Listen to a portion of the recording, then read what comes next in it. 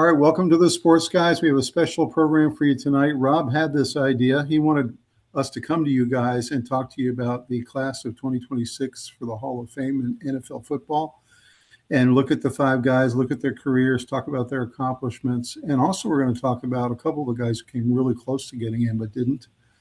And maybe some of the ones we think maybe deserve it and are not in yet. How you doing, Robbie? I'm doing great. Doing great. Welcome everybody. Feels like it hasn't been that long, but it feels like it's been a while since we talked. Very excited to do a deep dive into the Hall of Fame. I always think NFL Hall of Fame is just a little more special than the rest, It is. on some levels at least, because it's so competitive and they only let a few in. And I know baseball is too, but uh, I don't know. Hockey and basketball to me just never really grabbed my Mm-hmm. attention as much, but football is special in the Hall of Fame. Looking back, their careers are usually real short, and so to get all the way through to the Hall of Fame selection is a very special deal. And they always do a good job. The NFL does an awesome job of starting its season Mm-hmm. with getting people amped up with the Hall of Fame game, and it doesn't really matter uh, who's playing. You're Mm-hmm. so geeked up to watch football that you'll take anything. So they Everyone's do geeked it. up to watch tomorrow night, even though the game's not very Yeah. good. I mean, but I'm more Yeah. geeked up because my Carolina Panthers are playing, and we're going to have Kenny Pickett against the guy who threw the last college pass last season. That was Carson Beck. It was an interception, Mhm.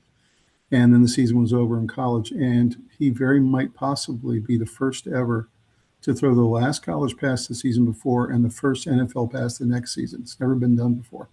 Only, Yeah, I of read course, if that. you get the ball. Yeah. That's a very interesting stat. It's kind of nebulous, but it's kind of funny too. It's kind of interesting. So I think a lot of people Yeah. are. They said there's even people betting on it on Kalshi and like, is he going to do it? Are they going to get the ball first? Or the Panthers going to get the ball first? So they're trying to find angles to make it interesting. But I think it starts like you said, the game Thursday night, which is really exciting, just to have football, even if it's not great. Yeah. Then Friday night they've got the Hall of Fame dinner, and apparently that is quite an event. We don't get to see Yeah. that, but all the gold jacket guys come back. I can't even imagine. Imagine what the conversations are like in that big room with all the Hall of Fame guys and all in It'd their be gold jackets. incredible. And It'd be then the next incredible. day, Saturday, is the induction ceremony and the speeches. So, Yeah. Very cool. do you ever watch that every year? Do you ever watch the speeches, or I you watch? usually do. I usually do. And if Mhm. I don't see it all, I definitely go back and see the good speeches, like Jared Allen and guys Mhm. like that. Just really, really top-notch speeches. They're always very heartfelt. They're usually very impressive, Mhm. very thoughtful, and it puts a really good light on the history of the game, the Mhm. players that impacted things. They're handing it off to the younger generation in a really good place. And it's just really cool to run down memory lane with each one of the players. Right. And we're old enough now to where we have seen all these guys play. Mhm. And we remember even the older guys we were already Mhm. watching. So that's kind of funny too. Some of the speeches are sad, and you get kind of teared up because they're very moving. Other ones are really funny. Like I remember Peyton Manning's was hilarious. Everyone was laughing, and Tom Brady's was Yeah. pretty funny. The second half of it, he was really ribbing Belichick, and he was ribbing a lot of the competitor quarterbacks he played against. So that was pretty funny. So I'm Yeah. interested to see out of these five guys, what the tone of their speech is this year. It'll be interesting. Yeah, I think each one has a different story to tell, and that will impact how they tell it and who will tell it. And so it's they're very, very deserving this year. I think there were a number that also could have gone in, but they limited it. That's what's so special about it is, when you get picked, it's you defied the odds. So I really thought good stuff. the way all these guys were presented, the honor, like the kind of the door knock is becoming like a famous thing. So they door knock, they have TV camera and everything. The way they did Yeah. Kuechly's, I'm a huge Kuechly fan, huge Panther fan, and the way they did it was really cool. They've had him on as a scout for 3 years now. He's been a scout for them, and so he's around Bank of America Stadium quite often. So they made sure he was there that day, and then they secretly snuck in a lot of the greats, Panthers, both current day and previous. And they started kind of creeping in one at a time. And he's like, "Hey, I didn't know you'd be here. Oh, Steve Smith, why are you here?" Like I think he started to get a little bit of an idea, and then all of a sudden, in walks Julius Peppers in his gold jacket, and he's like, "Welcome to the club, man." Yeah, yeah. That was good. Yeah, I saw a number of videos, Drew Brees, and they always do a really good job of Mhm. letting people know in a way that means a lot to them. Mhm. Usually it's impactful players around them, or sometimes it's really important players, that are already in the hall. Um, Drew Usually it was Brees, it that. was actually at his house, and he got to hug his wife Yeah, and his kid, and then Larry Fitzgerald. They sent Randy Moss. That was pretty cool. yeah, Basically, yeah. like, welcome to the club, man, from Randy Moss. Whew. Which is cool because Larry Fitzgerald was a ball boy for the Vikings. So he that was pretty special.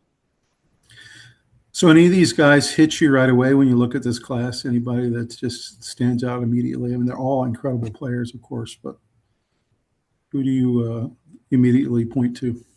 I think Roger Craig and Drew Brees. I think Hmm. they kind of jumped out. The other guy, this is all five are very deserving this year, and I don't want to sit on the fence. But when I read those two, I said absolutely. Roger Craig went way too long without being in, and What's Brees, amazing is they just started the senior program this year. This is the first year, but he's the first inductee under the senior program. He might not have gotten in if they didn't do this new program. I'm thinking he might not have gotten in. So I'm really glad they're doing this now. They're doing yeah, four modern players and one senior player every year now. That's the way they're going to do yeah, it. They were Roger saying, Craig. There were 27 attempts mhm. to get him in, and finally it went. So yeah, For clearly me, they changed. what jumped off the page was Drew Brees and Luke Kuechly because I do think the two of them are the best at their position ever. I think Kuechly was even better than Singletary. I know people would argue with me on that, but in terms of his just overall impact, every single game, every single play, you look at his statistics every year. He was rarely hurt. When he was hurt, he would come right back in 2 games later and have, 16 tackles and 2 fumble recoveries. It just Yeah, was so good. He's just off the charts. So, but all I, these guys, like you said, incredibly deserving. yeah. I don't think Drew Brees was the best in his position, but he's definitely like a top five of all time. And I think Kuechly, same thing. I don't think he was the best. I think Lawrence Taylor was, but Kuechly was top three. I think him, Ray Lewis, and Lawrence Taylor Well, no, changed the game. well, Lawrence Taylor was an outside linebacker. I don't think it's really the same position. You're talking about a middle Not quite linebacker. the same. Yeah. Yeah, Middle linebacker is really a very different spot. He's the quarterback of the team. He calls the defense, and he has to yeah, rope sideline to sideline. Whereas Lawrence Taylor was no question. essentially teeing off on the QB. So, No question, they weren't in the exact same spot, but and Mike linebacker, the middle linebacker is different. But I'm just saying in terms of mhm, linebacker play, those three are the best that I ever saw. And there are a handful of mhm. others who are in there, but There's a um, good argument there that you're right. And Ray Lewis, yeah, absolutely. There's a really good argument there that maybe they're a little better than Kuechly, but man, was he a pleasure for 8 years to only watch. because only because they did it longer. Mhm, yeah. Yeah. So excited about the game kicking off tomorrow night? Oh yeah. Yeah. I'm just grateful that we made it through, and the World Cup was tremendous this summer to help. And we've been looking forward to football, and then you know we've had our last Sunday without football Mhm. until next year. So I'm grateful for that. And then One last college will start in a couple weeks. So Yep, we got our NFL kickoff coming up. We got our college kickoff coming up. We're going to be making all of our predictions on both those shows. Those are going to be a lot of fun. One last comment about the Hall of Fame voting is interesting.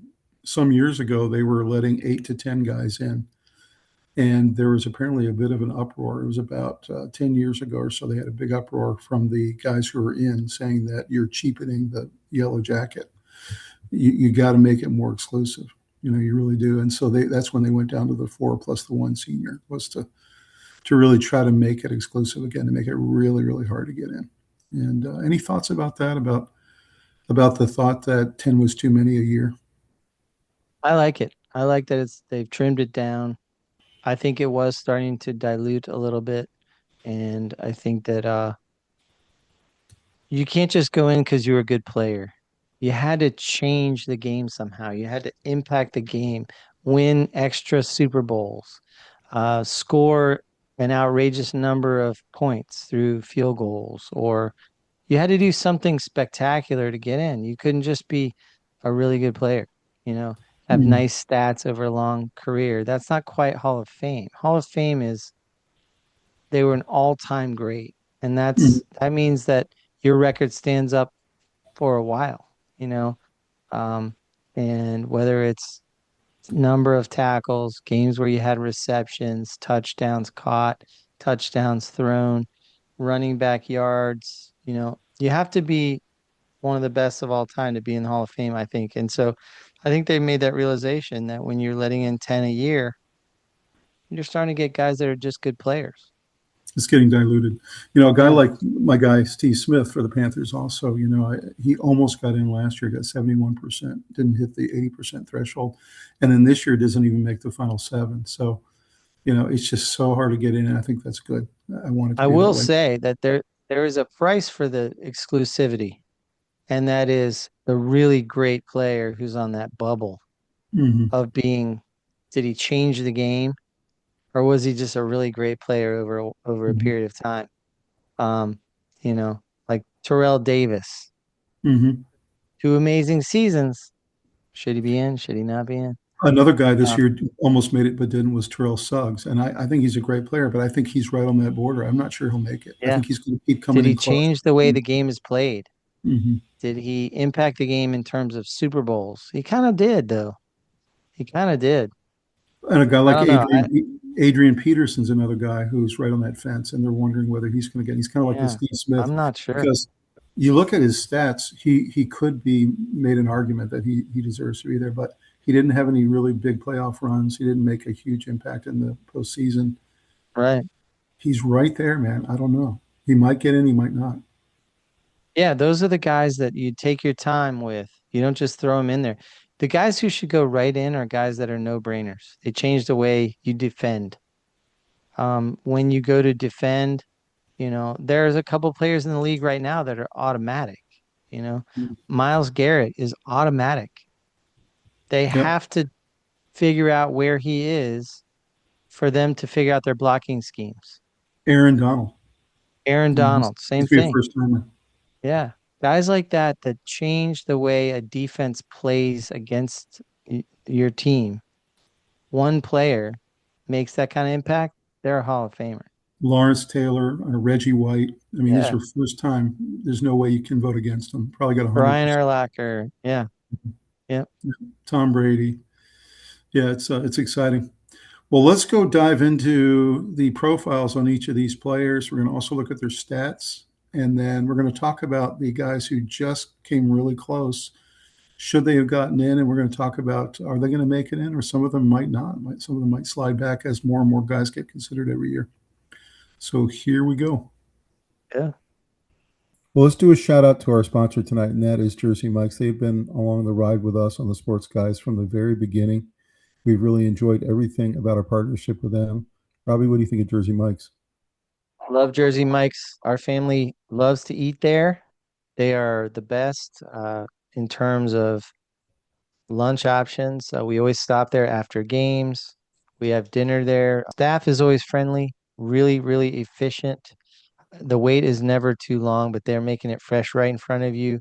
They're using the slicer to make your fresh stuff. They put your toppings on it. They make it exactly how you like it, and it's quick, delicious, and they're just doing an amazing job. It's really not that complicated, but a lot of places struggle because it's hard to put together great food, great service, Mhm. and they know that great service is what brings people back. Even True. though their subs, their bread is fresh made all the time, and they have the best. They have good portions. fresh food, and it's awesome. It's such a good value, and their prices are good, and it's reasonable. So you're not going to cook at home every single night, and it's an awesome option for everybody. So I agree. I went there today. I love the place. I love the number 13. I love the number 17. And what I usually get is I usually get a giant and then I eat half of it and I eat half the next day. That's kind of been my tradition, but I love how mm, fresh the food is. There's a lot of sub choices for you guys, but Jersey Mike's is the best because of the staff, because of the freshness. The food is so good and they turn it around very quickly. And like Rob said, they're priced exactly right. So, guys, go to jerseymikes.com, go to the Jersey Mike's app, or you can actually order it on DoorDash or Uber Eats or one of the other services. And check it out today. they got a lot of convenient locations, and they are a sub above. They are a sub above. We'll see you next time. See you. Our episode 157, Class of 2026 Pro Football Hall of Fame. They will be enshrined on Saturday, the 8th, at the Tom Benson Hall of Fame Stadium in Canton, Ohio. What's really cool, Robbie, is I went to law school about 15 miles from here in Akron, Ohio. I got to visit this location twice. I went through the museum twice, and then I also got to go to one of the Hall of Fame games, which was really exciting.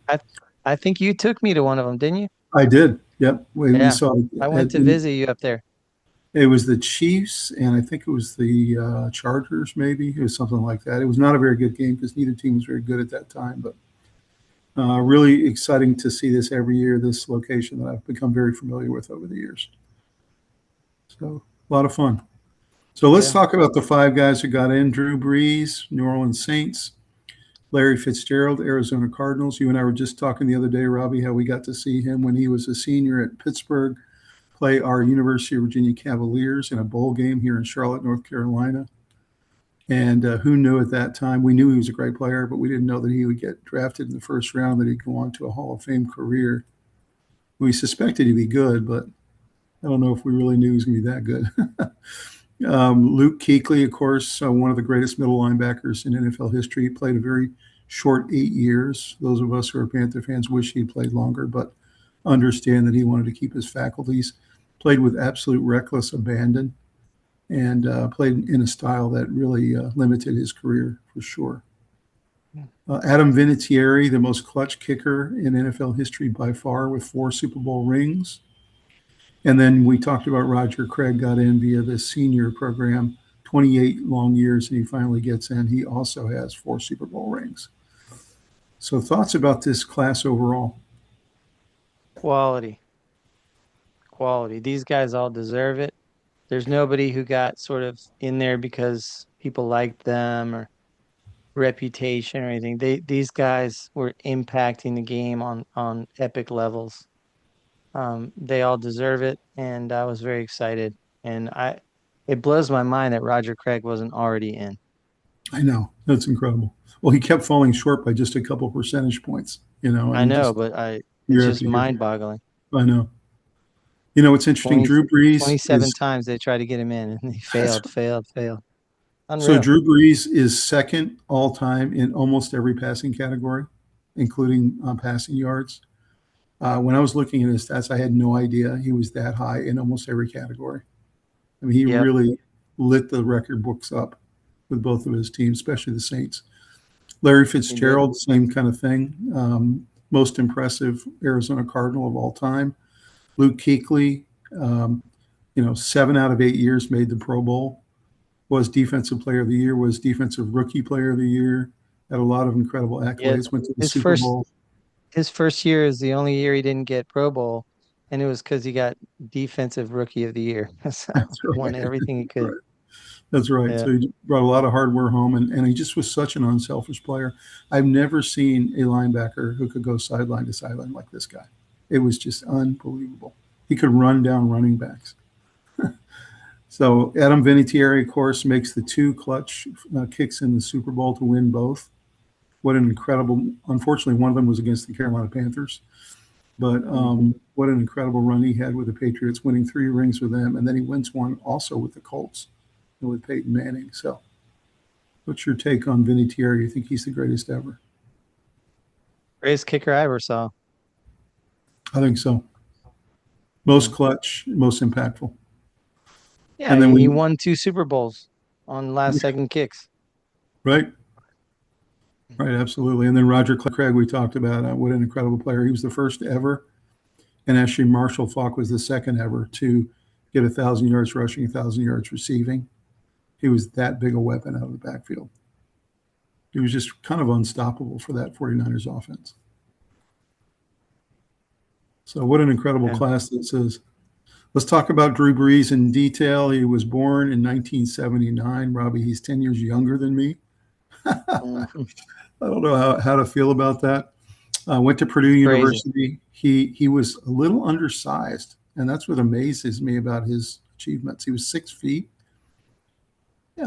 He was selected in the second round at pick 32 by the San Diego Chargers, played for them for 4 seasons, and then was traded to the New Orleans Saints and played his last 14 seasons there. He's considered by most as the greatest Saint in franchise history. I don't think there's any doubt about that. 13 times makes the Pro Bowl. 13. I know. Wins the Super Bowl in Super Bowl 44.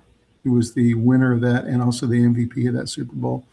Was comeback player of the year in 2006, all decade team in the 2000s, is the two-time NFL passing leader, and is the second in the slot with 80,000 career passing yards, 571 career touchdowns, and then he has a 98.7 career passer rating, which you don't get much better than that. So, what is your overall take about his accomplishments? Oh man. I mean, he's a stat machine. He just 80,358 yards in his career. That's insane. Um, there's so many stats that jump out. 571 passing touchdowns. Mm-hmm. That's nuts. So many awards, accolades, 13 Pro Bowls, NFL Player of the Year, 2006 Walter Payton Man of the Year. He had a huge influence on the community on a regular basis. And then when Katrina hit, I'll never forget how much work he was doing in the community, trying to bring awareness, doing lots of charity work, fundraising. He just went above and beyond. He was such an asset to the community, that just it was incredible. Couple of facts about him that were interesting. He tore his ACL in 11th grade, and that was Mm-hmm. one of the things that made people nervous about him. And he definitely um, was. He had, by the way, he had 54 straight games with a touchdown pass. Mm-hmm. That's unbelievable. But yeah, so he was a hard worker. One of the only teams that he could get to look at him because of his injury, junior year was Purdue, and then he went Mm-hmm. there and lit it up. He was a 2000 uh, Maxwell Award winner, top player of the year, and he was also academic All-American. I remember watching him in the bowl game, Oh yeah, and me too.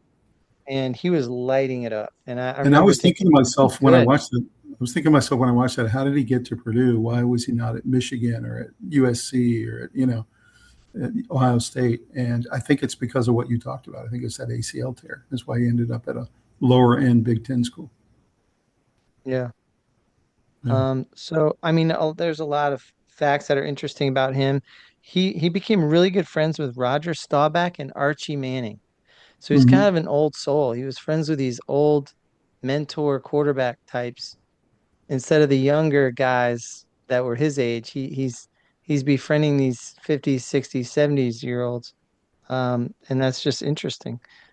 He can't have dairy products, so he was always very much um, cognizant of his diet and then how much that impacted other athletes. So he had a big influence with his wife on people's diets and playing sports. Mm-hmm. So that was a big thing for him. Oddly, he never beat the Ravens, which is Mm-hmm. the only I team in just the did league it. he didn't beat. So that's just an interesting little factoid. He picked his number 9 after his hero Ted Williams. So he was a crossover, baseball player too. Yep. And he's an author. He has written a book, and he likes crocodile hunting. There's famous trips where he was recorded literally catching crocodiles. Hmm. So he's got an intensity about him that's pretty cool. But just he was just so good. Statistically, you can't even list them all. Speaking Let of that, about the intensity, Robbie, I was watching his highlights. I know you were too. And I was yeah, seeing those situations where he's in the middle of the entire team and he's in the middle. They create like a circle around him. And he's literally the smallest guy on the entire team. And yet he's in the middle going, huh, huh, huh. And they're all like, doing it right after him and getting them yeah, totally pumped up. And I'm like, that guy is a 6 foot leader on this team of giants. he was a great leader. And he was just an incredible leader, and they just followed him into battle, and you saw what he was able to accomplish. I have to be honest, I partially hated him because I was a Panther fan, and every time I we could played Drew never, Brees, he just would tear us up. I He's could so never accurate. bring myself to hate him. He had a I didn't. 66.2 career completion rate, which is an NFL record. And he just has so many records. He's second best or first best in most categories. Honestly, he I was an mean, I never incredible hated him, but I quarterback. hated what he did to my team because Yeah. I just admired him so much. He just tore us apart. I don't think I've ever seen a quarterback more accurate. He can throw it into these windows that most people cannot throw them into. His accuracy was just pinpoint every time. But also he was short enough to where he had to master um specific windows where he could see Hmm. and hit. And so his receivers would learn that where he'd be able to see where they were on the field. His timing was impeccable, had to be, because he was throwing it in between the trees. Hmm. And I always marveled at how he was able to be so accurate when he's getting rushed by guys that are 6'7", Hmm. you know, monster guys that are bulldozing his line. He didn't always have the best offensive line. Sometimes he did. He had Willie Roaf and some guys, but uh, he was able to stand in there and always delivered. I remember some years he would train with Navy SEALs, Hmm. which was amazing. He was serious about being as good as he could be. So And he quite was just quite a impressive. good. He was a good guy. Like everyone loved him. Everyone loved playing with him. He was married, had kids. His kids were always on the sideline with him. He's just one of those good guys that you root for. Yeah, Did it the right way. Did it with class. I got to tell you, Robbie, I look at this Super Bowl ring. My goodness, that's actually his Super Bowl I ring. know. I Um, will tell you if I have any bad vibes about him or what happened with him was that the Dolphins could have had him. I was going to tell you, Robbie, how do you feel that there was two offers on the table for the Uh, Chargers? One of them was the Dolphins, and they chose they this. hurt he hurt his shoulder and something about the medical analysis made them walk away. I said, we don't know if he'll ever make it all the way back. They were one of two teams shooting for him, How do and you think he would look in the Saints Dolphin got him. green? I I think he'd be going into the Hall of Fame as a Dolphin, and we'd do probably too. have one or two Super Bowls. I do too. I do too. I'm not mad That's at him for it. It makes me cringe. exactly. Well, what an incredible achievement. What an incredible career. He gets in, by the way, as a first balloter, which is pretty unusual these days. So, congratulations to him.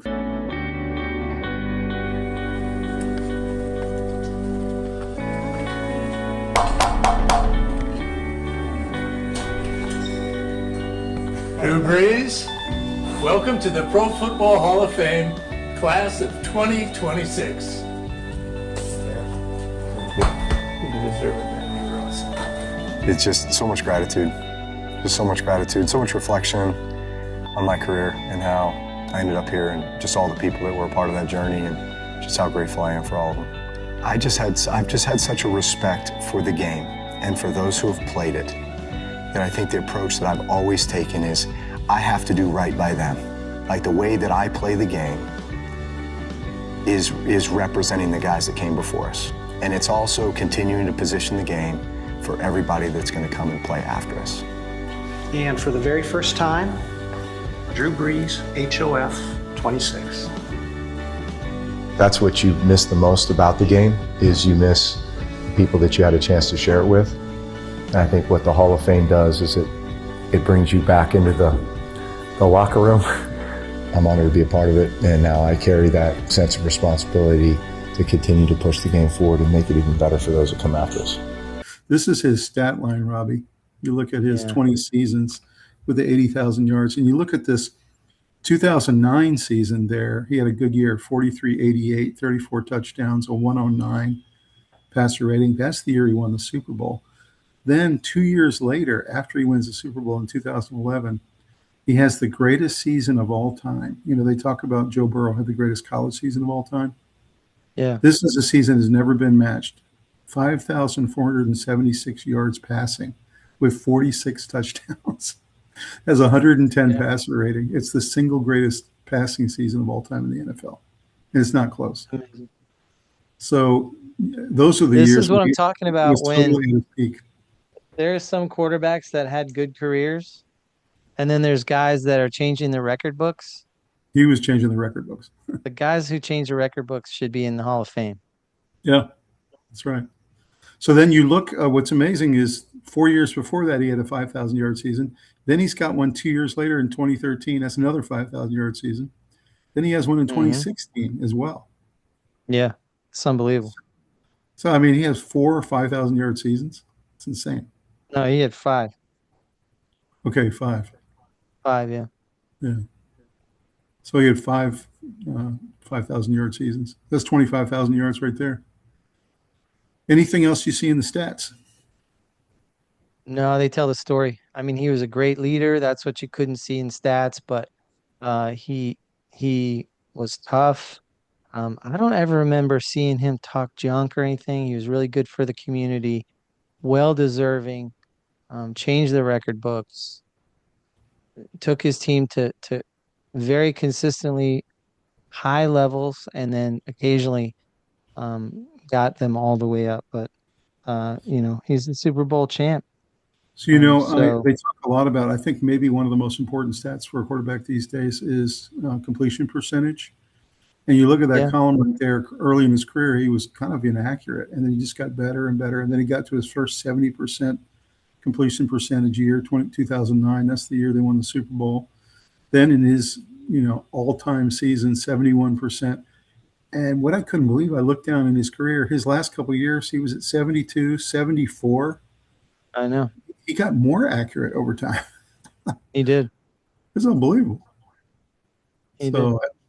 Do we see quarterbacks this accurate very often? I certainly don't remember it. No, they're dumbing down the quarterback position for athletes who can't understand complex offenses and defenses. And they're just doing RPO and dropping back and looking for 1 or 2 progressions and then told to run. Mm-hmm. They're not doing a lot of changing at the line of scrimmage. Guys like Brees were constantly changing depending on what the defense was showing them. Personnel groups, so no, they don't really make them like Brees anymore. There's very few in the league now that could match up to him. Aaron Rodgers, over the years. I know Sean Payton Burrow talks about Drew Brees, and he said that he literally could put almost anything into the package and he could consume it and he could deliver it. Yeah. So imagine as a coach how nice that is when every year you're a veteran quarterback, you can put whatever you want in, and he'll find. And you were asking about first couple of years struggling. I think the players were so tall. He needed to figure out how he was going to do this and how he was going to get the ball to where it needed to go without being knocked down and without not being able to see. And he found a way to look for visibility pockets. He really got good at it in terms of looking over the line, finding gaps in between shoulder pads, and really taking advantage of a defense. He started to really process information quickly. He was sort of along that Brady and Manning cerebral. The Chargers did something interesting because they had 2004, 2005. Brees had really good years those years. In 2005, he actually made the Pro Bowl for the first time. and has a great year. And then they trade him. And why did they trade him? Because they drafted Phillip Rivers, and Right. figured they couldn't keep both of those guys. But do you wonder about that? I wonder if the San Diego brass back then really thought about later, as they see him hoisting the Super Bowl trophy, if they made the right decision. Yeah. I'm sure they felt like, well, Rivers is great too. We're falling short for other reasons. And they're probably right. But if you were to ask me, I'd rather have Brees than almost any other quarterback. So, Me too. I mean, 100%. maybe Brady in Montana. Yeah, that's right. Well, again, congratulations. What a career. Well deserved. Let's go over to Larry Fitzgerald, wide receiver. As I said, Robbie, we saw him play his last season in college against our Cavaliers in the bowl game here in Charlotte. What do you remember about that game? What I remember is that every single game that year, he had caught at least one touchdown. And our corners that game played so well.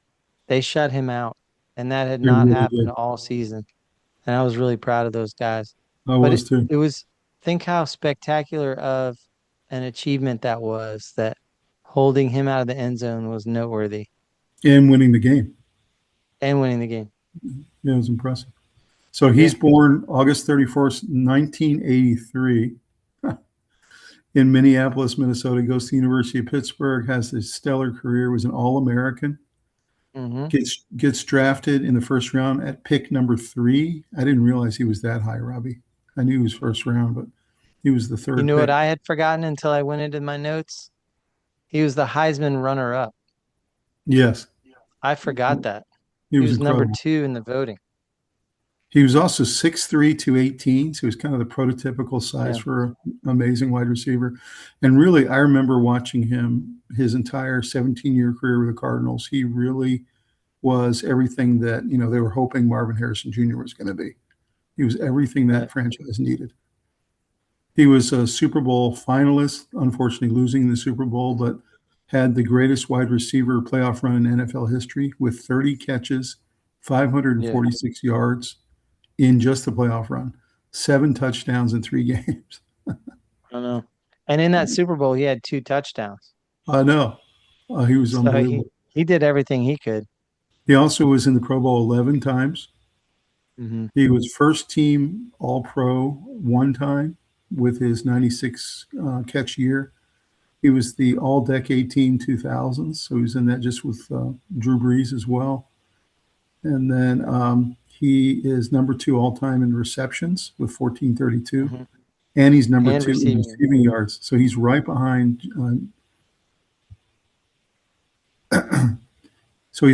Jerry Rice in a lot of these categories. Hmm. And quote here, the greatest Cardinal of all time, 17 seasons, 1 franchise.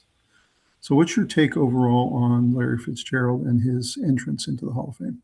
Yeah, he had some gaudy numbers in a positive way.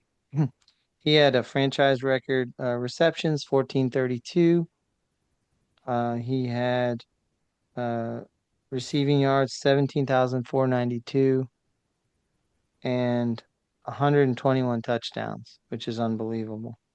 He won the Walter Payton Man of the Year in 2016, which is not surprising. He's well known for having an incredible outreach to the community.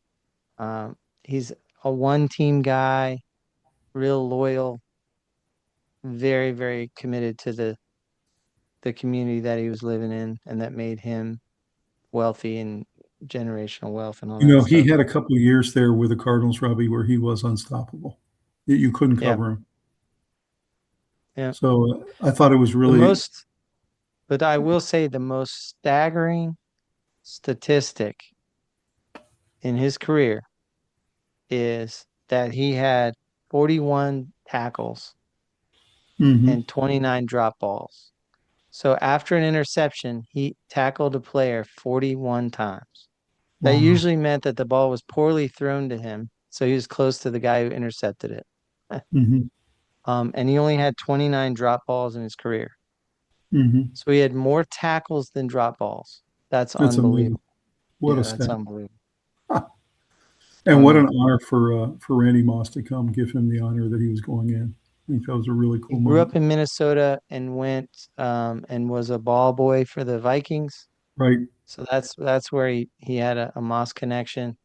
And his son Devin is uh, introducing him at the Hall of Fame Mhm. speech. And his son Devin is a freshman at Notre Dame Wow. as a wide receiver. So That's gonna be fun to watch. that's some See how good, he yeah, that's progresses. some good bloodline. That's right. But he said he's So, real proud of his son because he said that he doesn't feel like he's gotten any special treatment at all. He said, mhm, I didn't lift one weight for him. I didn't run one route for him. I didn't make any hard decisions. He's done all of it. It's all his. He gets credit for all this hard work, mhm, and everything he does is his. And he said, I'm so proud when I think about my son because he's doing it on his own. He's doing it his own way. He's going to his own school. He's not trying to live off my name and what I've accomplished. He wants his accomplishments to be his own and to be his own man. And he said, and his son said that it's hard because I play the same position as my dad, and he's one of the best to ever do it, which is right. true.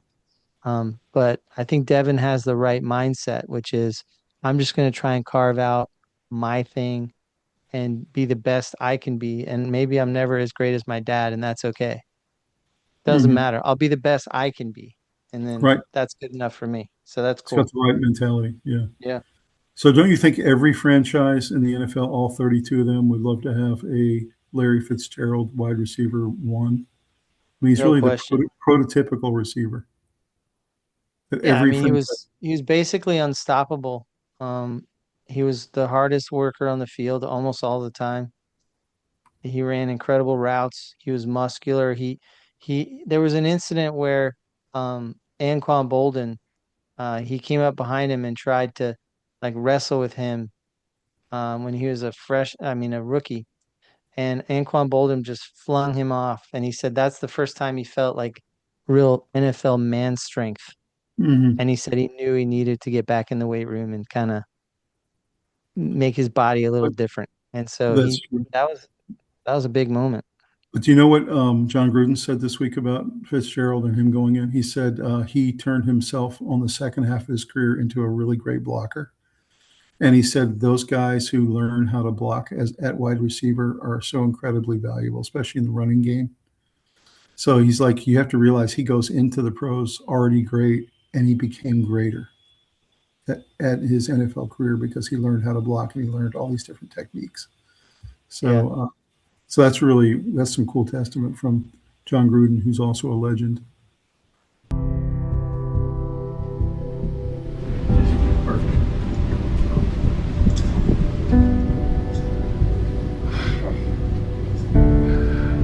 Oh man. You know what, little boy. Hey, man, Big bro. with all my love, man, I want to welcome you to the Pro Football Hall of Fame class of 2026, man. Thank you, Moss. My brother, man. There's just so many memories flooding my mind. Yeah. You know, being out there training camp and just watching you guys and hoping one day just to have the opportunity to do it. Like just the opportunity, never to imagine, you know, to have a career that was worthy of you know, being immortalized in the history of the game. And one thing that I always talk about, a pro's pro. Larry, there's a lot of professional athletes, including myself, that looked up to you. When you played the game, how you played the game, bro. And I'm not just blowing smoke, I mean it from my heart. You know hear that me? means the most coming Respect, from you, Moss. bro. You know that. Respect, baby. It's all love, man. For real, for real. You did your thing, bro. Now they're gonna put you up with the greats, brother. So like I said, man, it's an honor to be here, to welcome you to the class of 2026. Be in the same building with you for That's life, all day, Moss. for life, for Yeah. life. Love it. Let's take a look at the stats here. We talked about 1432, 17, 492, 121 receiving TDs. He averaged 12.2 yards per reception, which is just unheard of. To be over 10 is really Yeah, incredible. I mean, don't forget, guys, he was on a bad team almost his whole career. I know. Like, That's you know, right. he did everything he could to make them better. And he got them to the pinnacle once and they got to Super Bowl And if the James Harrison rumbling, stumbling play, Fitzgerald caught him right there at the end, which was how much he was hustling. You look at But that year where he was the number one receiver in all of NFL, where he had 96 catches, 1431. He had an average of 14.9 that year, 12 touchdowns, and then he has that incredible playoff run, probably the greatest ever for a wide receiver. yeah, 2008, all but the he way to the wasn't. Super Bowl. But he wasn't cocky like a lot of the great receivers of this generation were super full of themselves, hard to watch, hard to listen to them sell themselves. And, he would Right. just manifest great performances and quietly just leave. And I remember there's a story about he, um, there at the time they were really finding corners in the head and that asked them to hit low. That's what it was. Mhm. And he said, "Look, I'll pay your fine if you hit me up high, but do not take my knees out. Don't Mhm. don't don't hit below my knees." And, Right. basically end my career. He said, "If you ever get a high hit on me," he said this to the corners that he played against, "I'll pay your fine." Mhm. That's pretty wild. That is wild. He did not Anytime you want them diving at his legs. see this note here, anytime that you're only behind Jerry Rice in career receptions and receiving yards, you had a pretty good career. He's the only guy who's behind is Jerry Rice. So you And how look, many guys finished their career with the same team that drafted them? not just that, 17 seasons, but look what he did his last two 1%? seasons. Robbie, his last two seasons, he got 109 and 107, I don't know. 1,000-yard seasons, a lot of touchdowns. He didn't drop off. That's what amazes me is towards the end of the year, usually you see these guys in their careers drop off, but he didn't drop off. He was excellent He all had the way. he had ripples in his performance in terms of what kind of team he had around him. It was usually Yeah. bad. And Mhm. he would have little flare-ups of where he'd do really well because he kind of had some decent players for a change. And then a little more of a down season the next year or whatever. But he was always great. He was consistently good on a bad team. Never complained. I And never even heard him saying, "I want to trade." Never heard him say, "I want more money." and Never heard him say, e- "I want more anything." and even a year like 2011, where he only got 80 catches that year, is because they didn't have a quarterback. But look what he got in terms of yards that year, 1411. Wow. He still had an Wow. incredible year. So, yeah, Yeah. congratulations, Larry Fitzgerald. Well deserved. You're now in the Perfect. number two slot behind Jerry Rice. Doesn't get any better than that. And I don't think it can be overstated how much charity work this guy did. Yeah, It was unbelievable. His foundation and all kinds of stuff. So he was a high impact player, just like Drew Brees. I mean, he's another one of really, those really guys like Drew big Brees time. who you respect, who you think he's a Yeah. great guy, who you admire, but you also hate to play against when it's your team. Well, So, yeah. yeah. But there was something about him that you didn't hate him. No, no, Most receivers who are yappy towards your corners, kind of cocky. Yeah. you kind of hate them. Like you kind of, Mhm. man, I want this guy to get knocked out of this game, not permanently hurt or anything, but just, and then they go catch a touchdown on you and they spike it and they do the dancing. And It's true. Larry Fitzgerald never did any of that, man. He was just, he'd He's hand the a ball to the ref and he was old school, you know, 100%. super good. Let's move on to my boy Luke Kuechly, linebacker, Carolina Panthers. He had 100+ tackles in every season, including a couple of seasons he missed some games with concussions. So that's never been done before, never been done since. Every single season that a linebacker plays 100+ tackles, he essentially was a tackling machine, is what he was. Born in Yeah, 1991, that's the year I graduated college, Robbie. That makes me a little depressed. I know. Goes to Boston College, and a lot of people criticize the Panthers for taking him in the first round as the 9th pick, taking a linebacker. But the Carolina Brass saw something in this guy. They really knew he was not just good, but he was going to be great. He's 6'3", 242. His career, again, 8 seasons, all for the Carolina Panthers. And you see this incredible quote from one of the coaches that was in his division the whole time he played. He said he burned bright 8 season of the most complete linebacker play the game has ever seen. And that was one of the coaches that had to play against him.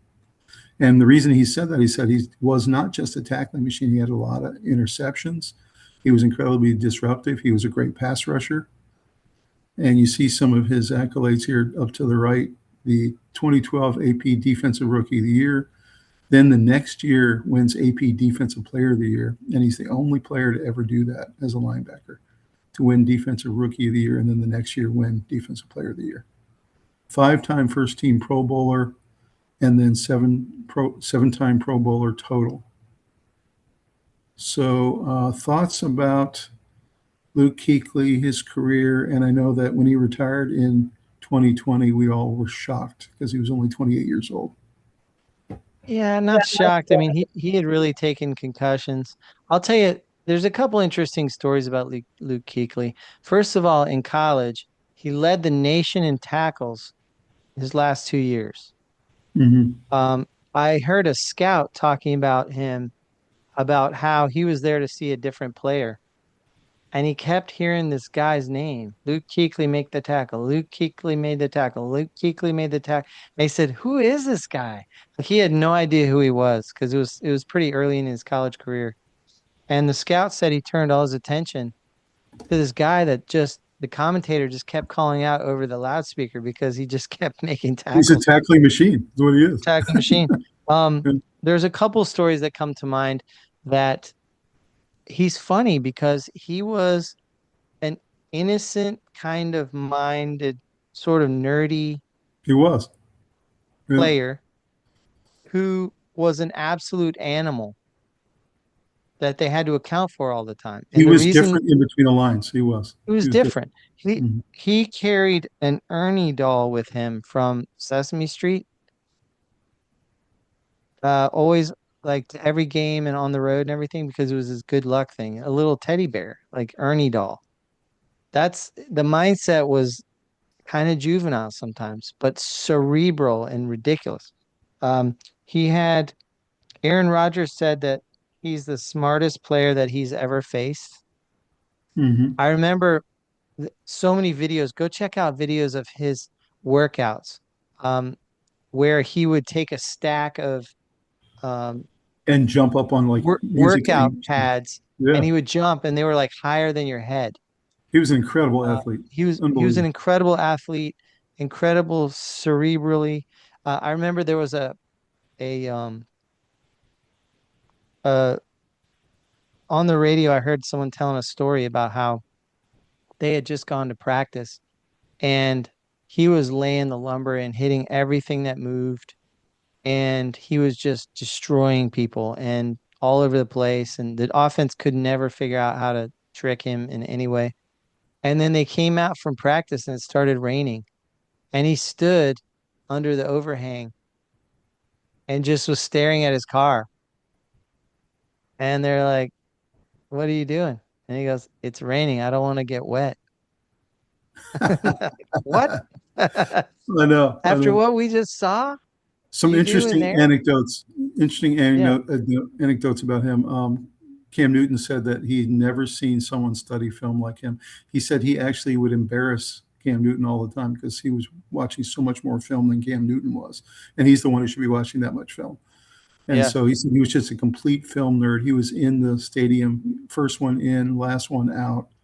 He was just that kind of player. He was totally dedicated to his craft. He wanted to be the best of all time.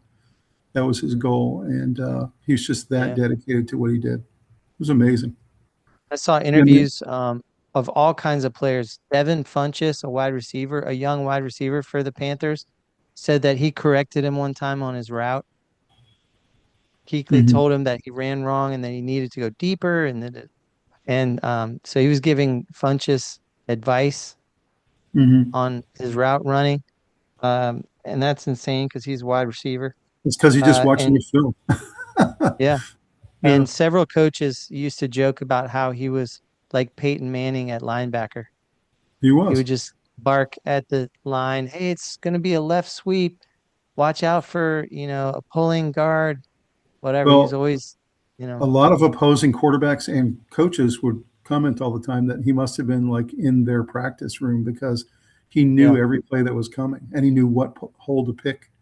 You could watch him right at the beginning of the play. He would kind of get up on his toes a little bit, and then he was like a shot right to the ball. I mean, it was just amazing to watch. Yeah. They said that he wouldn't talk trash. What he would do was say, I knew you were going to run left there. Mm-hmm. And he'd walk away. Yeah, and he did. Whoa. He knew their Yeah. playbook. There were some funny stories about teams playing against him and Thomas Davis, who were very good friends, and they really admired each other. And Luke Kuechly looked up to Thomas Davis because he had a long career. And I remember Thomas Davis remembered one time Luke came off the field and said, they were calling for salt and pepper. That should have been a run left. I don't understand. And Thomas Davis rolled his eyes and laughed. He pointed at Luke, and said, salt. And he pointed himself, pepper. They were deciding which way to run based on which linebacker they were trying to stay away from. And Luke said, oh, I had it wrong, because he always did so much film study that he felt like he always knew exactly what something meant. And he finally didn't know that one. That salt and pepper was Thomas Davis and Luke Kuechly, who, which side they were going to try to run for. The other thing about him, Robbie, not only was he sideline to sideline like Peppers was, but like I said, he would always pick the right hole. But when he did tackle somebody, he just absolutely destroyed them. He demolished them. Yeah. And I do wonder sometimes if he had backed off like 10%. I know it wouldn't have been Luke Kuechly, but if he had backed off 10%, if he had had fewer concussions, if he could have prolonged his career. What do you think of that? I don't think so, because I think what made him special was that he had no chill. He was this interesting cerebral character who had to blow people up and blow up plays and be impactful. He was ferocious. I don't think you could do what he does unless it was 100% of the way. Maybe not. It reminds me a lot of Dan Morgan, but he was a much better athlete than Dan Morgan. Mm-hmm, true. Interesting that Dan Morgan's their GM now, and I know he's the one who brought him on as a scout. So yeah, pretty cool.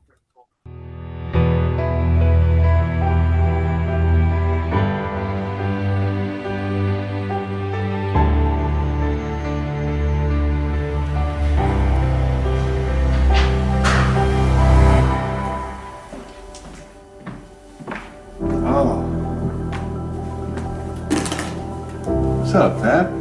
Luke. What's up, Pap? Welcome to the Pro Football Hall of Fame. Dang, Pap, you're so big, man. Class of 2026. Oh, cool, man. What's up, Pap?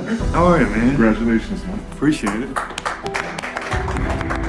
I think football is the greatest team game ever, and you get recognized individually, but what makes the game special is all the other guys that are on your team, and it's a representation of your team as a whole, not just as an individual. I am so happy for you. I love you. I hate that I'm not there, but when I get home, we are going to celebrate you to the max, because you're like the dude that doesn't ever let anyone tell you how awesome you are. And like, hopefully you let us now celebrate you, dude. Tonight we're gonna celebrate greatness to a great person, a great teammate, and now a Hall of Famer. Cheers to you. Cheers. Thank you, Pap. Cheers. Cheers.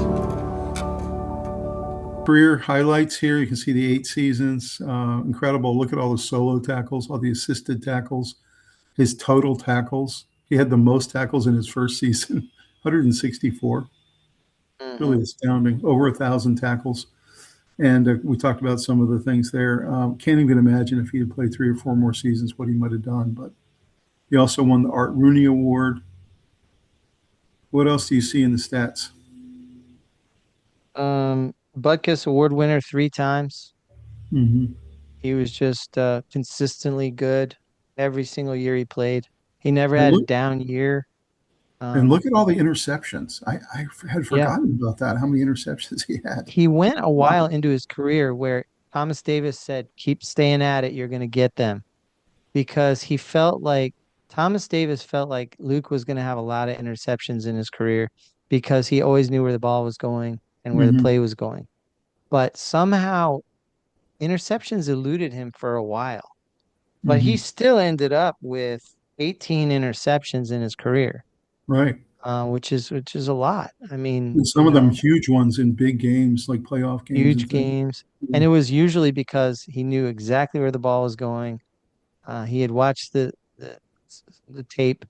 They actually logged him for a while. They were watching him, and they said that he was spending more time at the facility than the position coaches, Right. which Absolutely is right. unheard of because He those was just guys are so prepared. workaholics. Yeah. He was not Yeah. only incredible in terms of physical on the field, one of the best athletes on the field at all times, but he was the most prepared guy out there, even more than the Yeah. quarterback. Bill So, Belichick said he was as good as any player he's ever coached against. And Bill Belichick always talks about how amazing it was to play against Peyton Manning and mhm, also how amazing it was to play against Ed Reed from the Ravens. mhm, And there's several players that Belichick really admired, and he said Kuechly was as good as any player that he played against or mhm. coached against. I mean, I agree with him. Well, congratulations to Luke Kuechly. What an incredible career, even though it was shorter than we Panther fans would have liked. And Robbie, he is still my favorite Panther of all time. So I know my yeah, kids and I used to wear his jersey when we went to Panther games. So always he's right up been. there with "He Hate Me" for me, but Mhm. I'm just kidding. So moving on to the most clutch kicker in NFL history. This is a guy who went to South Dakota State and was undrafted. Patriots picked him up and gave him a shot, essentially gave him a tryout. He's 6 feet, 202 pounds, comes in, wins the Patriots job in camp, and never looks back. And then has two of the most iconic kicks in history. One of them's right there. You can see the big kick that beat the Rams in the first championship. And then he had another one against the Panthers, a 41-yard walk-off, which broke all of us Panther fans' hearts. Won 4 Super Bowl rings, 3 with the Patriots, 1 with the Colts. He's the NFL all-time leading scorer with 2,673 points, 599 career field goals. He apparently said in an interview recently, after he found out he made the Hall of Fame, that it has always eaten at him that he was one shy of 600. So Yeah. that's how perfectionists think. They really do. Like Tom Brady probably wishes he had another 100 touchdowns or whatever. Well, if You you have a goal in mind and then you get really close to it and you don't get it, that's miss it going to by eat at you one. a little bit. Yeah. Yeah. So, quote here from a opposing coach: "No kick mattered more. He made them all when it counted." He So, did. Robbie, thoughts about Adam Vinatieri, his incredible career with the Patriots and the Colts? Best place kicker I've ever seen. Go back a few years in his young years. Um, he was a huge Top Gun fan. And Mm-hmm. as a result of that, he applied to West Point and went there for a little while, decided to pull back and change gears, went to San Diego State, South Dakota State. Uh, South Dakota State, he became the all-time leading scorer for that team, Mm-hmm. and but still was passed over and not drafted, and walked on. I mean, signed with the Patriots in 1996, and just had an amazing career. He absolutely was unbelievable. He was a good athlete. This is what people forget too. Early in his career, there was a play where Herschel Walker, he was a punter and a kicker Mm-hmm. early in his career. There was a kickoff where Herschel Walker almost took it all the way back. Vinatieri chased down Herschel Walker and tackled him. Wow. I saw a video of this. Yeah, it was amazing. He was a good athlete. He wasn't just a good kicker and then drinking beer on the side and chicken wings. The guy was an athlete, and he kind of set the standard and set the bar for sort of. I remember in the 80s, a lot of the kickers weren't great athletes. Right. They just had strong legs. Mm-hmm. This guy's chasing down Herschel Walker, You so remember when we had Jeff Reed on the program, who won 2 Super Bowls himself for the Steelers? yeah, He talked about Vinatieri, how incredible he was, and he, Jeff Reed, said that one of the things he was the most proud of was the couple times he made tackles on what were breakaway kickoff returns. Yeah, that's right. He was just so proud of that. So yeah, Vinatieri, you're right. Really great athlete. Yeah. So what I think is cool is he had two amazing careers. You know, he had one with the Patriots and then an 10 entirely seasons. distinct career with the Colts. It was True. like two separate careers. That's right. And he had meaningful moments with both. And it was awesome. I saw an interview with Pat McAfee that was interesting. He lied to Polian about holding in college. And he said, sure, yeah, of course. So he came on as the punter and holder, but he had never held before. And Vinatieri was such a perfectionist. When he found this out, he was so mad. He said, I'm not going to let you screw up my records and my success. So he sent him to specialists to help him learn how to hold and everything. And so it's kind of funny to think about. Pat McAfee is now a star in terms of the broadcasting world on ESPN. Was also a very good punter and kind of a badass. You know, like he has some really cool tackles, and he had good moments on the football field. Pat McAfee. But yeah, he was a holder for Vinatieri for a while. But Vinatieri's records are amazing. His career was incredible. 3-time Pro Bowler, 3-time first-team All-Pro, 4 Super Bowl rings, 238 postseason points. I mean, 11 game winners in his career. That's a record. Incredible. 2 Super Bowl winning kicks. Yeah. 2 walk-offs. It doesn't get any better than him. There's no kicker out there where you can point to and say his career was better. His career was better. It's not even close. What's interesting, Robbie, you mentioned something that I hadn't really thought of, and it's true. He had 2 careers in one. He had 10 seasons with the Patriots, 14 with the Colts, 24 total seasons. And you know what that means? You have Aubrey, who for the Cowboys, who's entering his 5th year coming up. Yeah. You have essentially, for him to even come close to these career points, he's going to need to play another 19 seasons beyond this one to even come close. That's how the longevity of this guy. 24 seasons. Do you think anyone's going to come close to 2673? Because I don't think anyone's going to come close. No. I mean, all records will be broken eventually, but I don't think so. I mean, so you've got Vinatieri with this amazing career, and but think about it. He was a free agent both times. He believed in himself. He bet on himself. And then he went and he had the most pressure on a kicker that you can possibly have, game-winning or game-losing kicks. And he stood tall and got them. And that's amazing. And we got to watch it.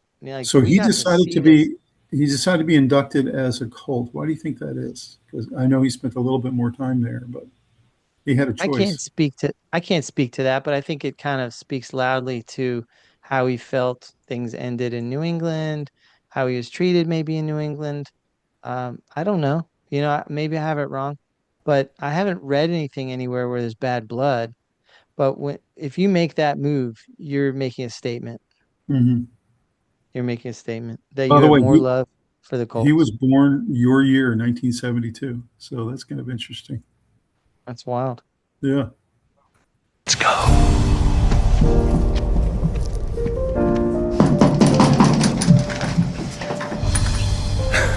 No. What's up, buddy? My man! Woo! Yeah. Adam, it's my pleasure to welcome you to the Pro Football Hall of Fame class of 2026. Congratulations, brother. Yeah! Thank you. Let's go. Let's go. Woo! Over the last 6 years of being retired, you get a little opportunity to think back and reminisce about just so many people that touched your lives. I mean, I got teammates that are just as much as my brothers, as the DNA brothers and sisters that I had. Clearly, you can't tell the story of the NFL without mentioning Adam Vinatieri. Impossible.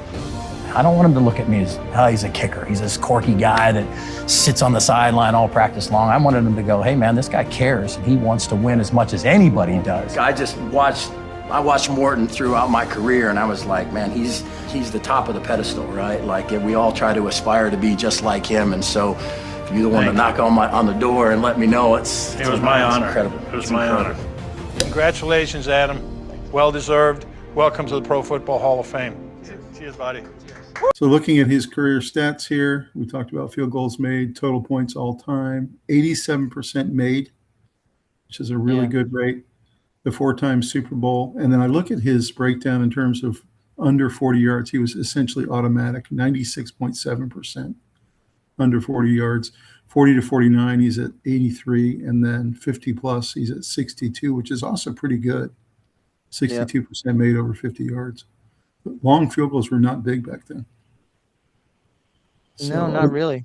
I will say a little bit of padding of his stats are that the extra point used to be pretty easy. True. No, that's true. You know what I mean? So as far as points go, but that doesn't detract anything from how spectacular he was with his, 24 seasons. That's insane. If you were the opposing team and he was coming up for the winning field goal, your heart sank because you knew he was going to hit it. 100%. He was going to hit it. Yeah. He was just money. Absolute money. Anything else about Vinatieri you want to mention?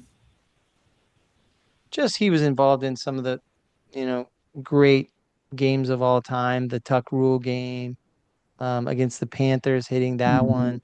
Just he was involved in huge games with massive pressure on him. They'd call timeout to ice him. He was ice in his veins.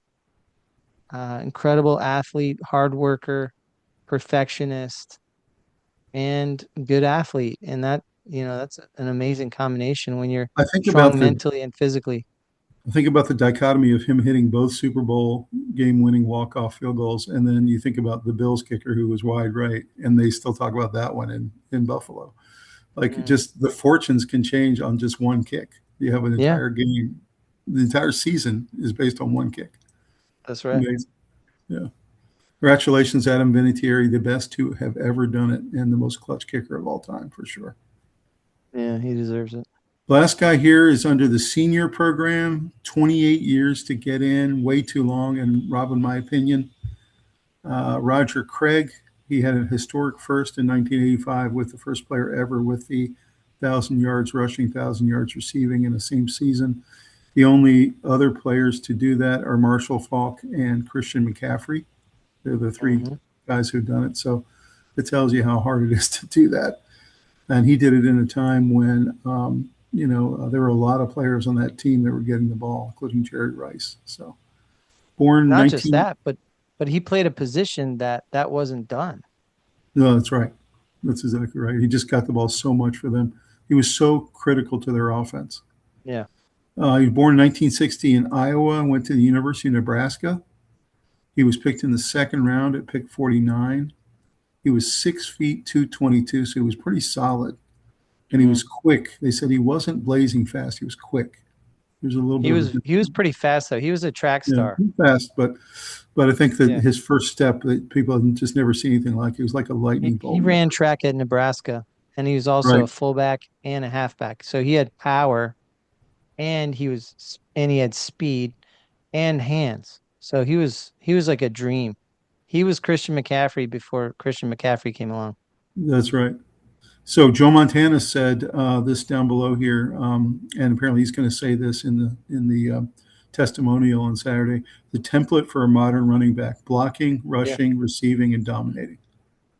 So he changed the position. He did. That's why he needs to go into the Hall of Fame immediately.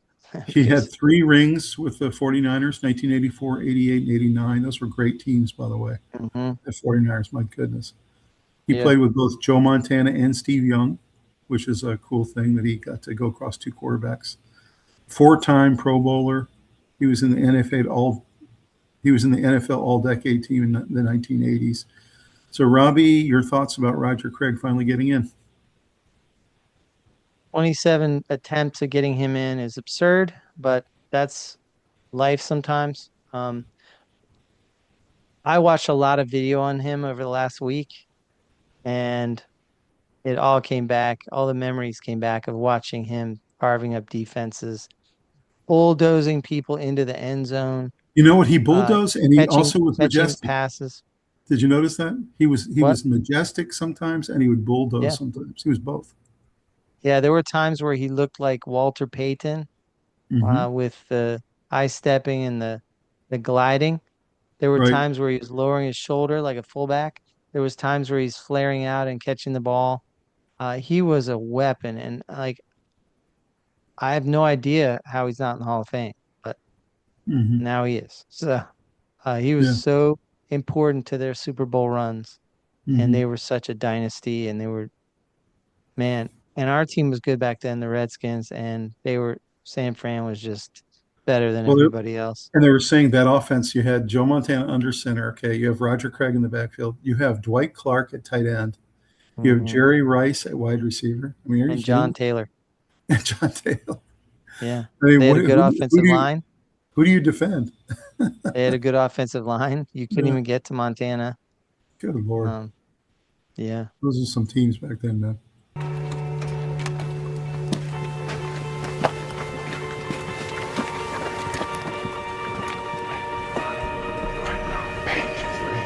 Run it out, yeah!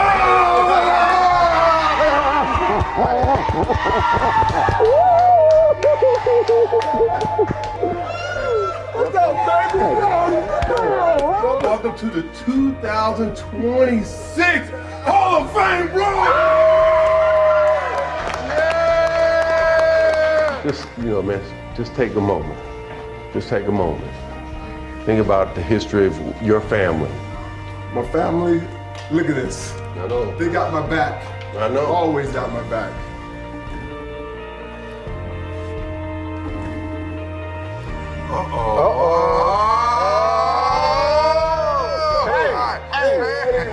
What's up? Thank you for everything, man. Thank you. Thank you for answering. Thank you for being a great owner. Absolutely. For being my friends. Oh, man. We love you. We love you, man. We love you, man. I love you. All right, man. Talk to you later. Yeah. I'm really happy for Roger Craig getting in. This is awesome. Let's look at his career stats. 81-89 for rush yards, career receiving, 49-11. He was essentially like a running back and a wide receiver in the same player. At the same time. Yeah. Yeah.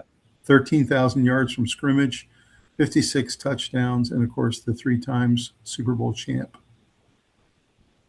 What else do you see from the stats?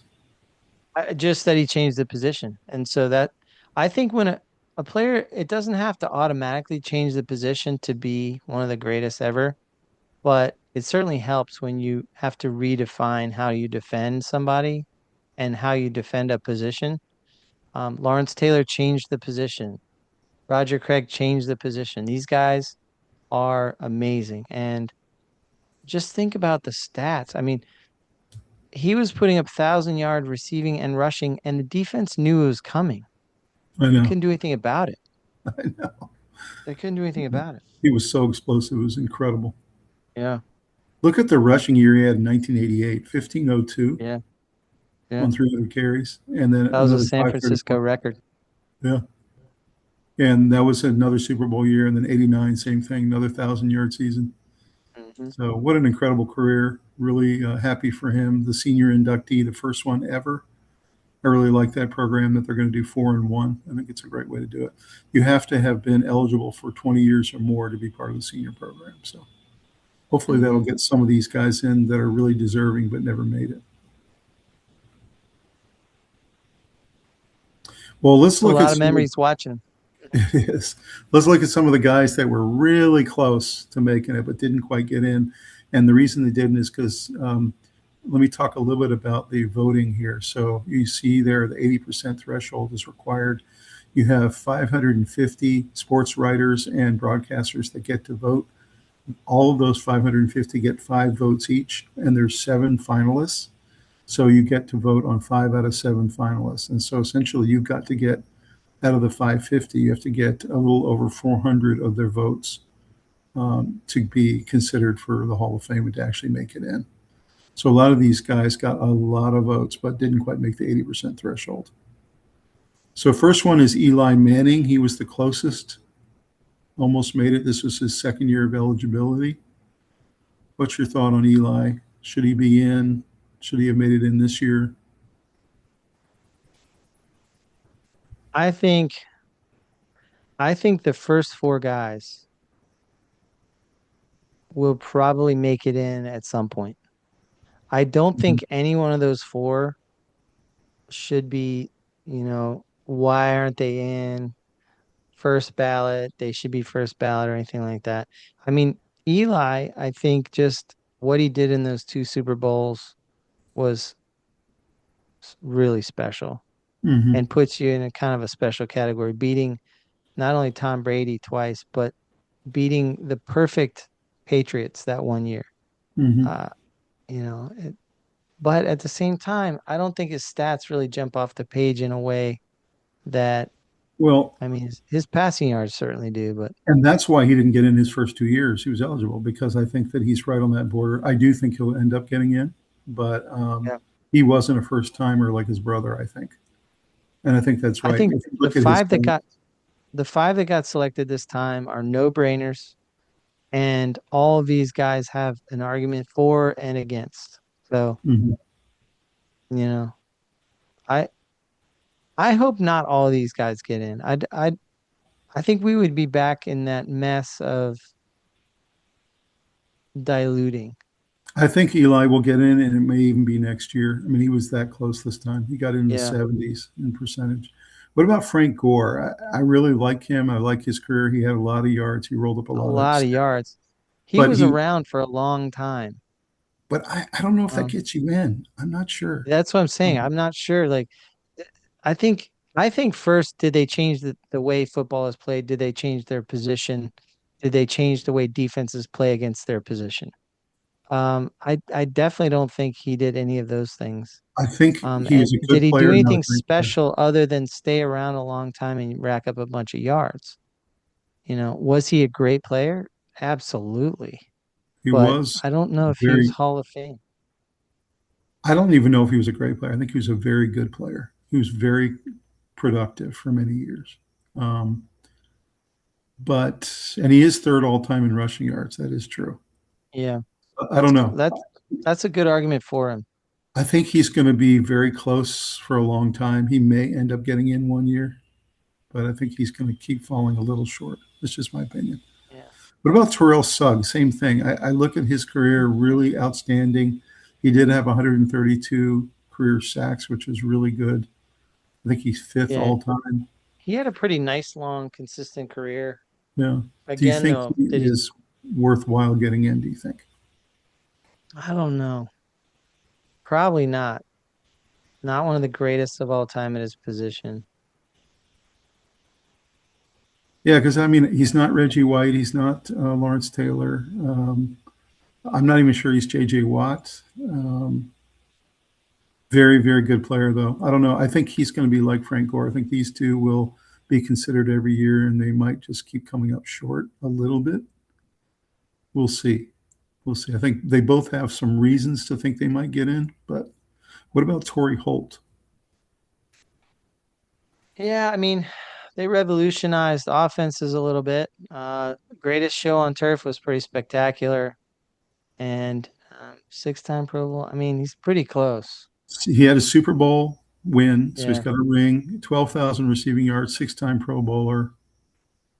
He's right there. I mean, I think all these guys are just right on that edge Yeah. where they have some argument. There's no question Yeah. that they could go in. But is he in the Jerry Rice, Larry There's Fitzgerald? nobody here, if they're not in, that I think it's a sham or let's boycott the Hall of Fame or, like there's Like, nobody I here think- that needs to be in or it's a travesty. Like, I hate to say this because I like Torrey Holt a lot. I was a big fan of his, but I think Reggie Wayne has a better resume than Torrey Holt does.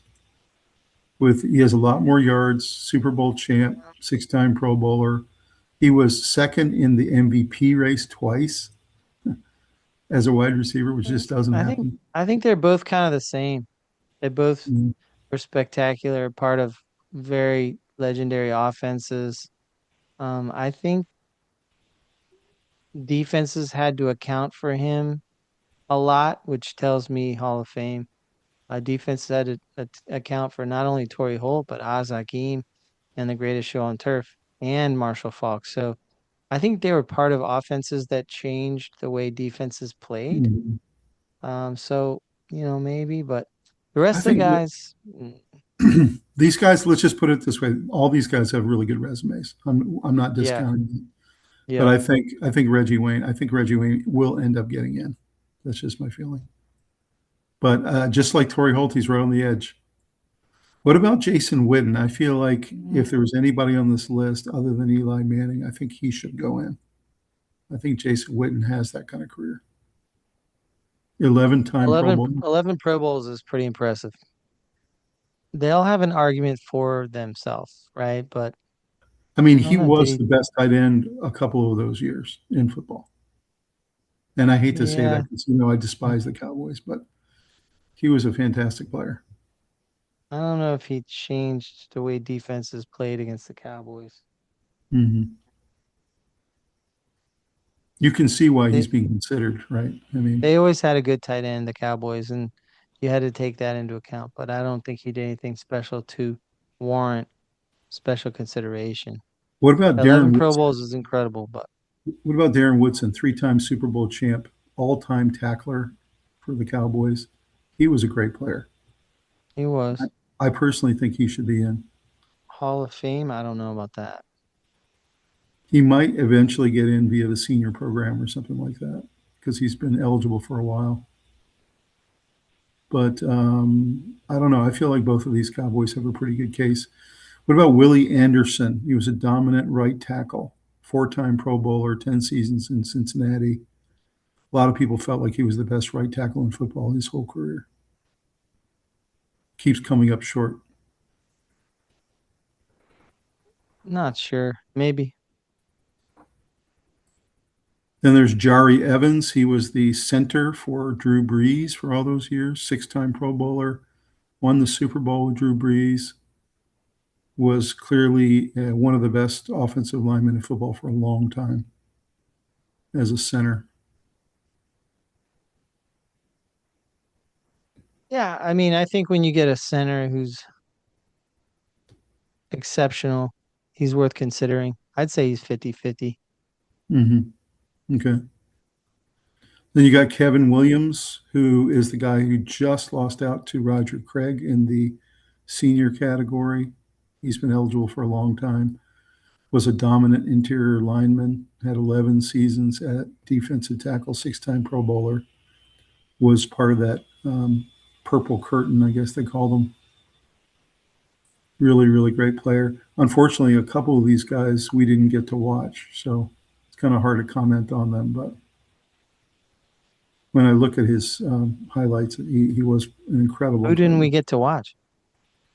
Well, I didn't see very much of Kevin Williams. I mean, I remember him, but Oh, I do. They were the Williams brothers or whatever, the two Williams guys on the defensive. I thought he was great. I'm not sure about Hall of Fame. I kind of have a special criteria for Hall of Fame that I agree. It should be you really gotta hard. meet. What It's about higher than just- Marshall It's Yanda? higher than just great. What about Marshall Yanda, 8-time Pro Bowler, Again, great, Super Bowl champ? great career. Definitely has some accolades. Should be considered seriously, but not a shoe-in, not a must get in at all costs. You can see the quote here, out of the 15 modern era finalists this year, only 4 could be selected. So they're going to that really special criteria you're talking about. And I think that's good. I'm all for it. Yeah, me too. Yeah. Well, let's look at the selection committee vote this year. You can see why the 4 who got it. All 4 of them got in over the 80% threshold. Like I said before, the writers vote for 5 out of the final 7, and that's how it came out. And you can see how close Manning, Gore, and Terrell Suggs were, with Manning at 74, Gore at 70, and Terrell Suggs at 65, and all the other guys down below that. And then, of course, Roger Craig getting the vote as the senior inductee. So pretty interesting there. So the big subscriber question of the day, and Robbie, I'm going to ask you to answer first. Which player who didn't get in this year deserved it the most?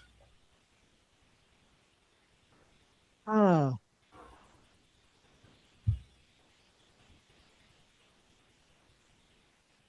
Either Eli or Terrell Suggs, probably. You think so? Mm. I agree. I think Eli Manning probably shouldn't have gotten in his second year, and he will get in next year, I think. I think you'll see him get in next year. And then I think Terrell Suggs, out of the entire list, probably was number 2. I'd also put Jason Witten in there as well. I think Witten deserves it. Not sure he's going to make it, but that's just my feeling on it. So, guys, drop us a comment out of the group that didn't make it who deserved it the most. Let us know. So another cool stat here, Robbie. Luke Kuechly is now the second youngest ever to be inducted into the Hall of Fame at 35 years old. One reason is because he retired so early. The only guy who was younger was Gale Sayers, who went in at 34 years old. So what's your thought about that, about how young he goes in? Says a lot about his work ethic, how much impact he made in a short, quick time. His career was short, relatively short, but he hit the ground running. Defensive Player of the Year, or Rookie of the Year, and then 7 straight Pro Bowls, and then retired. Doesn't that show you what a young man's game this is? I mean, he's been out of football 7 years, and he's only 35. That's how a young person sport this is. So, well, Robbie, I want to hand it over to you for the mailbag. All right. Well, some short comments this week, but some good stuff. We've got a nice preview show from Ashan Vinodin. Oh, thanks, Sean. Yeah, we do our best to put the material together. We love the preview shows because we like to look ahead with you guys and also give our predictions to see how right or wrong we're going to be in the future. So, and kick the tires a little bit on our thoughts as start to put it down into notes, and then start to see it all shape up as you go into camp. Were we right? Were we wrong? Was there an injury we didn't anticipate? Did that open up a spot for a young guy that actually is going to be pretty good this year? Who knows? So really enjoyed this. Hirapriya Kalpita. Hey, thanks so much for the comment. Thanks for watching. I'm really glad you like the content. Yeah. Love this episode so much. Rachna Tripti. Here, Rachna, thanks. We're really happy you're on board. Make sure you bring some friends to the program for us. Great podcast preview. Folky Games. That's great. Thanks for watching. A lot of the same kind of comments. Very helpful breakdown. That's a little different. Lilavati Nachni. Hey, thanks so much. We try to bring all the information to you. You know, we prepare the material, and Rob does all of his work on the analyst work, and we try to bring you guys the best breakdown we can. Yeah, hopefully it's useful to you guys out there when you're starting to put your expectations together, starting to think about fantasy football world, what's going on in the world of the NFL. We're all coming out of the World Cup, some baseball. There's NBA stuff going on, trades and all that stuff. So there's a swirling world that's, football is about to start. And so it starts somewhere. And what we do is we try to do our research and present it to you guys in a way that, it takes into account a lot of different set of data, whether it's we're looking at who was drafted, rosters, depth charts, what commentators we respect are saying, what we believe on top of that, like what our own spin on things. And then we present it, and then hopefully it is kind of useful to you guys. Hopefully you put it into your matrix, and maybe we can influence you in a few areas where you were unsure about something or player or something. No question. And last one, I like the Panthers in the South and the Seahawks to get back to the Super Bowl. DP coach. Yeah, Rick. Yeah, I don't know if you know this, but he grew up on the West Coast and was a Seahawks fan most of the first half of his life, and now he's adopted the Panthers. So we'll see what happens, Rick. Yeah. Thanks So for that's the mailbag this week. Yep. Thanks for sending them in, guys. Keep sending them our way. We love the comments. We're going to read them on the air as much as we can. So, Robbie, Yeah, and tell us what you guys think. Like, not just nice job, but like maybe I agree with you about the Packers, or I think, Yep. so and so's gonna be good this year, or whatever. Anything that we want to hear your thoughts as well. Robbie, your thoughts as we wrap up Hall of Fame week. I love the pomp and circumstance around the induction. It adds to a pretty meaningless game. The reason it's meaningful is it's a kickoff, it's a celebration of the Hall of Fame. The roots of the game are strong. It puts a credibility onto the game that people are going to watch because they're so excited to get football back. But if you think about it, it's Kenny Pickett against Carson Beck, and that's going to get a lot of eyeballs. That's wild. It will. But it's because of the whole situation. The way they do it is so good. And, those teams do not want to get any of their starters hurt. So True. Well, I you're gonna bet see a you lot of agree with backups. I bet you agree with this, Robbie. But if anybody's watching this program from the Hall of Fame committee or who works at the Hall of Fame, as the Sports Guys, we would love to be there in 2027 to broadcast from there. So maybe we can make that Sure. happen. Yeah, that'd be nice. We'd love it. Guys, thank you so much for joining us tonight. Please like the video, subscribe to the channel. We have a lot of great content coming your way. We have a couple great programs planned for next week. And we're real excited about what's coming your way as we head into football season. We have our NFL kickoff show coming up. We have our college preview show coming up. And we're on the second half of the baseball, so we're starting to see the champions. We just had the trade deadline, so baseball is heating up. A lot of good stuff ahead.